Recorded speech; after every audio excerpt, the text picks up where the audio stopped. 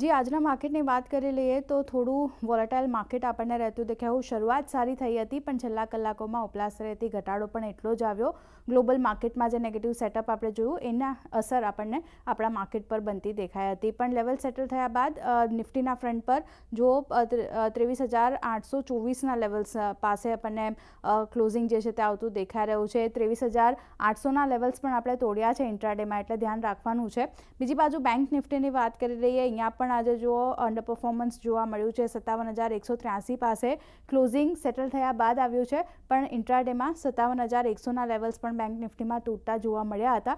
એટલે ઓવરઓલ માર્કેટમાં વેચવાલી વધતી દેખાઈ હતી। મિડ કેપ સ્મોલ કેપની પણ એવી જ હાલત આપણને બનતી દેખાઈ રહી છે। 0.5% વધુની વેચવાલી આ બંને ઇન્ડાઇસીસમાં પણ આપણને બનતી દેખાઈ હતી, તો અહીંયા પણ એક વેચવાલી જોઈ છે। વાત કરી લઈએ સેક્ટર્સ જે ઘટ્યા છે, સૌથી પહેલાં જો મોટાભાગના સેક્ટરમાં એક વેચવાલી આપણને જોઈ હતી। માત્ર નિફ્ટી ફાર્મા ઇન્ડેક્સ થોડું પોઝિટિવ બતાવી રહ્યું હતું, પણ બાકીના તમામ સેક્ટરમાં વેચવાલી, જ્યાં મેટલ આઈટી સૌથી વધારે લીડ વેચવાલી તરફ લેતા દેખાયા હતા।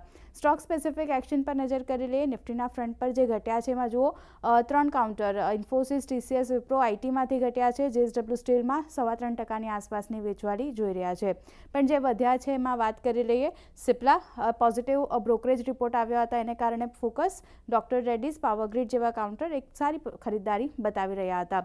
મિડ કેપની વાત કરી લઈએ, જે કાઉન્ટર ત્યાં ઘટ્યા છે એમાં એનએમડીસી, નાલ્કો, અશોક લેલેન્ડ જેવા કાઉન્ટર છે, એટલે મેટલ સ્પેસમાંથી પણ કાઉન્ટર આવી રહ્યા છે। ડિક્સન ટેકનોલોજીમાં પણ જુઓ 3.25%ની આસપાસની વેચવાલી આપણે જોઈ છે।